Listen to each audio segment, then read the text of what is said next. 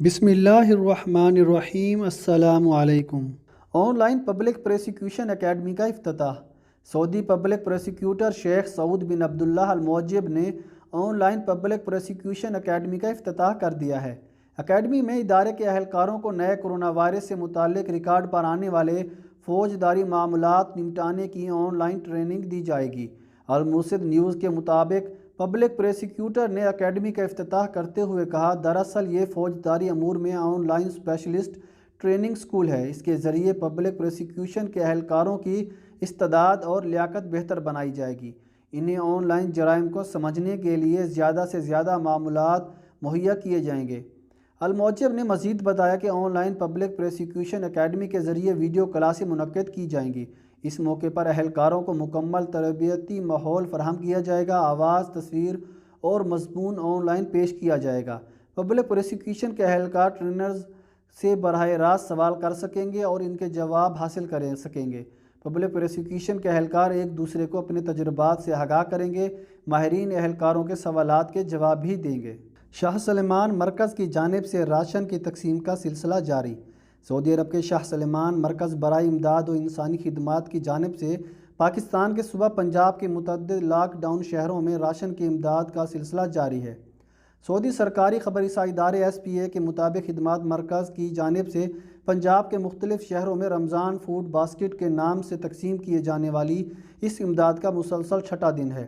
شاہ سلمان امدادی سینٹر کی جانب سے ضرورت مندوں کے لیے ارسال کی جانے والی امداد راشن پیکٹس میں آٹا، چاول، چینی، کھانے کا تیل، خشک دودھ، کھجوریں اور چائے کی پتی شامل ہے، جسے ضرورت مندوں میں تقسیم کرنے کا سلسلہ جاری ہے۔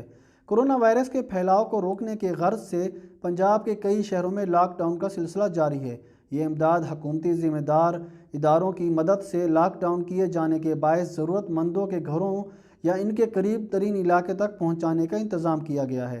شاہ سلمان کے فلاحی ادارے کے ترجمان کے مطابق راشن میں 10 کلو آٹا، 5 کلو چینی، 5 کلو چاول، 5 لیٹر کوکنگ آئل، 2 کلو خشک دودھ، آدھا کلو چائے کی پتی، 2 کلو کھجوریں شامل ہے۔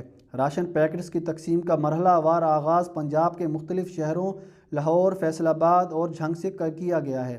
مرکز نے چھٹے مرحلے میں 1390 امدادی پیکٹس ضرورت مند خاندانوں میں تقسیم کیے۔ طائف میں کپڑے سلائی کرنے کا غیر قانونی یونٹ سیل، کارکن گرفتار۔ طائف میں بلدیہ کی تفتیشی ٹیم نے فلائٹ میں سلائی کا یونٹ قائم کرنے والے غیر ملکیوں کو گرفتار کر کے یونٹ سیل کر دیا۔ کرونا وائرس کی وجہ سے ٹیلرنگ شاپس پر پابندی عائد کیے جانے پر غیر ملکیوں نے اپنے فلائٹ کو عارضی ٹیلرنگ کارخانے میں تبدیل کر دیا تھا، جبکہ ایک کارکن اپنے گاہکوں کے گھر جا کر ان کے ناپ لیتا تھا۔ مقامی ویب نیوز سبا کے مطابق طائف کے علاقے الشہداء جنوبی کے ایک فلائٹ کے بارے میں بلدیہ کو اطلاع ملی کہ وہاں کپڑے سلائی کا غیر قانونی کارخانہ قائم کیا گیا۔ اطلاع ملنے پر بلدیہ کی تفتیشی ٹیم جائے وقوع پر پہنچ گئی، جنہوں نے کارخانے کو سیل کر کے وہاں کام کرنے والے 4 غیر ملکیوں کو حراست میں لے لیا۔ بلدیہ کے ذمہ دار کا کہنا تھا کہ کارخانہ انتہائی غیر معیاری انداز میں بنایا گیا تھا، جہاں حفظان صحت کے اصولوں کا کوئی خیال نہیں رکھا گیا تھا، جس کی وجہ سے کارخانے کو مکمل طور پر سیل کر کے وہاں سے برآمد ہونے والی سلائی مشینیں اور دیگر آلات ضبط کر لیے گئے تھے۔ کارخانے کا ٹیلر ماسٹر جو لوگوں کے ناپ لینے کے لیے ان کے گھروں میں جاتا تھا، اس وقت حراست میں لیا گیا جب وہ کہیں سے آرڈر لے کر آ رہا تھا۔ ٹیلر ماسٹر کے پاس سے رجسٹر، کینچی اور ناپ کا فیتہ بھی برآمد ہوا۔ کورونا سے بچتے ہوئے سادگی سے نکاح اور شادی۔ سعودی نوجوان نے اپنی شادی کی تقریب انتہائی سادگی سے انجام دی، بلکہ نکاح خواہ کی شرط کو تسلیم کرتے ہوئے دستانے اور ماسک پہنا تاکہ کورونا وائرس سے محفوظ رہ سکے۔ العربیہ نیوز کے مطابق مملکت کے مشرقی علاقے الحسا میں مقیم سعودی نوجوان احمد البدوی نے بتایا کہ کورونا وائرس کی وجہ سے شادی کے دن آگے بڑھتے گئے، مگر وائرس ختم ہونے کا نام نہیں لے رہا تھا۔ بالآخر شادی کا حتمی فیصلہ کر کے میڈیکل چیک اپ کرایا اور رزلٹ آنے پر نکاح خواہ کو مطلع کر دیا۔ نوجوان کا کہنا تھا کہ نکاح خواہ نے اس شرط پر آنے کی حامی بھری کہ تقریب میں زیادہ مہمان مدعو نہیں ہوں گے اور دلہا سمیت ہر شخص دستانے اور ماسک پہنے گا۔ نکاح خواہ کی شرط قبول کرتے ہوئے صرف دلہن کے والدین، 2 گواہ اور میرے والدین ہی تقریب میں شریک ہوئے، جبکہ دوسری شرط کے مطابق ہر شخص نے ماسک اور دستانے پہنے ہوئے تھے۔ بحیرہ احمر کے جزیروں پر سیاحتی منصوبے۔ سعودی عرب میں پبلک انویسٹمنٹ فنڈ کے زیر تحت ریڈ سی ڈیولپمنٹ کمپنی نے سیاحتی مقاصد کے تحت بحیرہ احمر کے ساحل کے قریب 4 مختلف چھوٹے جزیروں پر منفرد جدید منصوبوں کا اعلان کیا ہے۔ عرب نیوز کے مطابق ان منصوبوں کے تحت سیاحت کو فروغ دینے کے لیے تمام جزیروں پر مختلف ہوٹل، ریسٹوران اور پانی پر تیرتی ہوئی مختلف خوبصورت عمارتیں بنائی جائیں گی۔ ریڈ سی ترقیاتی کمپنی کے CEO جان پاگانو نے واضح کیا ہے کہ ایک منفرد ماسٹر پلان کے مطابق ان جزیروں کا انتخاب کیا گیا ہے۔ اس منصوبے کے بنیادی امور کے تعین میں 3 ہفتے کا وقت لگے گا۔ اس میں پانی میں تیرتے ہوئے ریزارٹس، ریسٹوران اور 2 پرتعیش ہوٹل کے قیام کی جگہ کا تعین کیا جائے گا۔ پارسل میں تاخیر، کورئر کمپنی پر 1 لاکھ ریال جرمانہ۔ سعودی انفارمیشن اینڈ کمیونیکیشن کمیشن نے صارفین کے حقوق کی خلاف ورزی پر کورئر کمپنی پر 1 لاکھ ریال کا جرمانہ عائد کیا ہے۔ العربیہ نیٹ کے مطابق کمیونیکیشن کمیشن نے صارفین کے حقوق کی خلاف ورزی کی نشاندہی کرتے ہوئے کہا کہ کورئر کمپنی نے پارسل دیے گئے پتے پر نہیں پہنچایا۔ دوسری خلاف ورزی یہ کی کہ پارسل پہنچانے میں تاخیر کی گئی۔ کمپنی کی یہ کوتاہیاں تحفظ صارفین منشور کی دفعہ 5 کے زمرے میں آتی ہیں۔ کمیونیکیشن کمیشن نے مزید بتایا کہ مبینہ خلاف ورزیوں پر کورئر کمپنی پر 1 لاکھ ریال تک کا جرمانہ کیا گیا، جبکہ اس سے تاکید کی گئی کہ 1 ہفتے کے اندر اپنی غلطیوں کی اصلاح کرے اور آئندہ اس قسم کی غلطیوں میں نہ پڑنے کو یقینی بنائے۔ عطیات جمع کرنے یا امدادی سامان بھیجنے کی اجازت نہیں۔ سعودی عرب میں شاہ سلمان مرکز برائے امداد و انسانی خدمات نے خبردار کیا ہے کہ مملکت میں کوئی بھی انجمن یا ادارہ کسی بھی ملک یا کمیونٹی یا ادارے یا انجمن کے لیے نہ تو عطیات جمع کرنے کا مجاز ہے اور نہ ہی اسے امدادی رقم یا سامان کسی کو بھیجنے کی اجازت ہے۔ جو انجمن یا ادارہ اپنے طور پر عطیات جمع کر کے کسی کو بھجوائے گا وہ سعودی عرب میں فلاحی بہبود کے قانون کی خلاف ورزی کا مرتکب مانا جائے گا۔ سعودی خبری سا ادارے SPA کے مطابق سعودی حکومت یہ پابندی لگا چکی ہے کہ اندرون بیرون ملک امدادی سامان جمع کرنے، عطیات حاصل کرنے اور اندرون بیرون ملک متعلقہ اداروں، انجمنوں اور کمیونٹیوں کو مالی معاونت اور امدادی سامان صرف شاہ سلمان مرکز برائے امداد و انسانی خدمات ہی فراہم کر سکتا ہے۔ اس کے علاوہ کسی بھی ادارے کو اس کی اجازت نہیں۔ اس کام کی اجازت نہ ہی سرکاری اداروں کو ہے اور نہ ہی نجی اداروں کو۔ سعودی عرب کا کوئی بھی سرکاری یا نجی ادارہ بیرون ملک کسی بھی تنظیم یا انجمن یا ادارے کو کسی بھی قسم کی امداد براہ راست فراہم نہیں کر سکتا۔ 3000 سے زیادہ فیکٹریاں کام کر رہی ہیں۔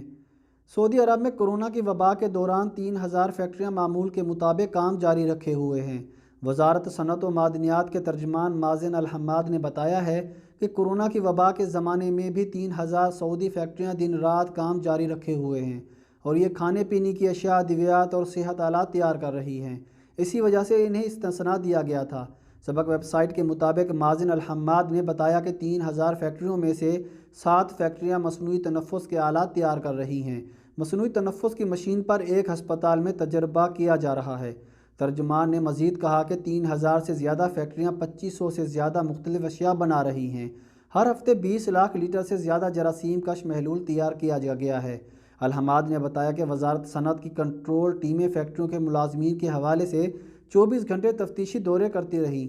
انہوں نے کہا کہ 50 میڈیکل فیکٹریاں ہیں۔ 3000 فیکٹریاں پوری پیداوار صلاحیت کے ساتھ کام کر رہی ہیں۔ بدھ سے دیگر فیکٹریاں بھی کھول دی گئی ہیں۔ تمام فیکٹریوں میں کورونا وائرس سے بچاؤ کے حوالے سے حفاظتی اقدامات کی پابندی کرائی جا رہی ہے۔ گھروں میں جھانکنے والا سعودی گرفتار۔ حائل ریجن کی پولیس نے لوگوں کے گھروں میں تاک جھانک کرنے والے سعودی کو گرفتار کر لیا۔ خبر رساں ایجنسی SPA کے مطابق حائل ریجن میں پولیس کو اطلاع ملی تھی کہ ایک شخص محلے کے گھروں میں تاک جھانک کرتا ہے۔ ریجنل پولیس ترجمان کے مطابق سوشل میڈیا پر وائرل ہونے والی ویڈیو حائل کے علاقے النقرہ کی تھی، جس میں ایک شخص کو دکھایا گیا تھا کہ وہ لوگوں کے گھروں کے صدر دروازے سے اندر جھانکتا ہے۔ پولیس نے ویڈیو سے علاقے اور ملزم کی شناخت مکمل کر کے فوری طور پر اسے گرفتار کرنے کے لیے پارٹی بھیجی، جنہوں نے ملزم کو حراست میں لے کر اسے تھانے منتقل کر دیا۔ گرفتار ملزم سعودی ہے۔ اس کی عمر 30 برس کے قریب ہے۔ ملزم کے خلاف لوگوں کے گھروں میں جھانکنے کے جرم میں چالان مکمل کر کے پروسیکیوشن کے ادارے کے حوالے کر دیا، جہاں اس پر مقدمہ قائم کرنے کے بعد عدالت بھیجا جائے گا۔ 3000 سے زائد غیر ملکی کارکن اسکولوں میں منتقل۔ جدہ میں بلدیہ اور دیگر اداروں کے اشتراک سے کرونا وائرس سے بچاؤ کے لیے غیر ملکی کارکنوں کے رہائش میں سینیٹائزنگ اور کارکنوں کی اسکریننگ کا عمل جاری ہے۔ مقامی ویب نیوز سبق سے گفتگو کرتے ہوئے ریجنل بلدیہ کے ترجمان محمد البکمی نے بتایا کہ اب تک 318 مقامات پر 1407 رہائش گاہوں میں جراثیم کش ادویات کا سپرے کیا جا چکا ہے، جبکہ ادارے امور صحت کی ٹیموں نے 77,000 سے زائد غیر ملکی کارکنوں کی ابتدائی اسکریننگ بھی کر لی ہے۔ ریجنل ترجمان نے مزید کہا کہ متعلقہ اداروں کے تعاون سے اب تک 3,112 کارکنوں کو ان کے کمپاؤنڈز اور مکانوں سے نکال کر 45 سرکاری اسکولوں میں رہائش فراہم کی جا چکی ہے، جہاں انہیں وزارت صحت کے مقرر کردہ سماجی فاصلے کی دوری کے اصولوں کے مطابق ٹھہرایا گیا ہے۔